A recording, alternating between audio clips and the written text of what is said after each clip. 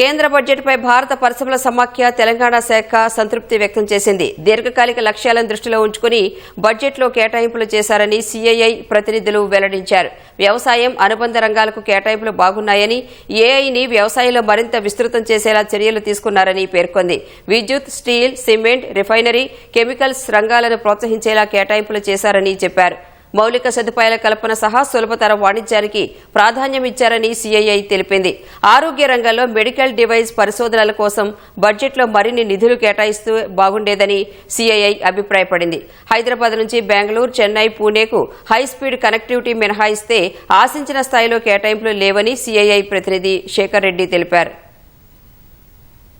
మంచి బడ్జెట్. ఒక విషయం గమనించాల్సింది ఏంటంటే బడ్జెట్ దాదాపు 11% పెరిగింది. 50 లక్షల కోట్ల నుంచి 56 లక్షల కోట్లకు పెరిగింది. But budget was expected, balanced, policy స్టెబిలిటీతో ఉన్న బడ్జెట్. మంచి బడ్జెట్ గానే భావిస్తాను. Carbon capture, usage and storage అని చెప్పి అది ఉంది.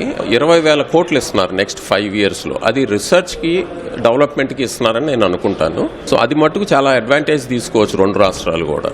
ఈ బయోగ్యాస్ మిక్సింగ్ విత్ సిఎన్జి అనేది ఎంకరేజ్ చేస్తున్నారు. సో డెఫినెట్గా రెండు రాష్ట్రాలు దానికి బెనిఫిట్ పొందొచ్చు. లార్జ్ గ్లోబల్ కంపెనీస్ ఇండియాకి వచ్చి వాళ్ళ ఓన్ డేటా సెంటర్ సెటప్ చేస్తారు. Because they are getting an advantage of tax holiday till 2047. It's a long term, it is not a short term. ఎప్పుడైతే ఫారిన్ కంపెనీస్ అన్ని వచ్చి ఇక్కడ డేటా సెంటర్స్ పెట్టి cloud services offer చేస్తాయో, మన Indian కంపెనీస్కి, India enterprise కంపెనీస్కి ఈ cloud services will become little cheaper.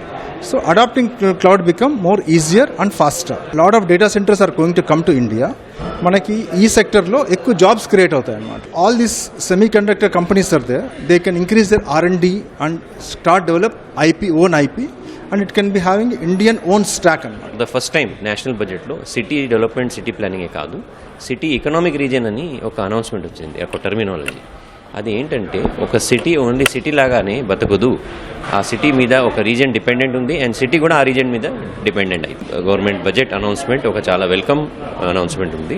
దీనిలో approach is not only city development, city and region కంబైన్డ్గా డెవలప్ అవ్వాలి. MSME sector is the second largest employer after agriculture in this country అండి. ఒకటి equity support ఇస్తానని చెప్పానండి for MSMEs.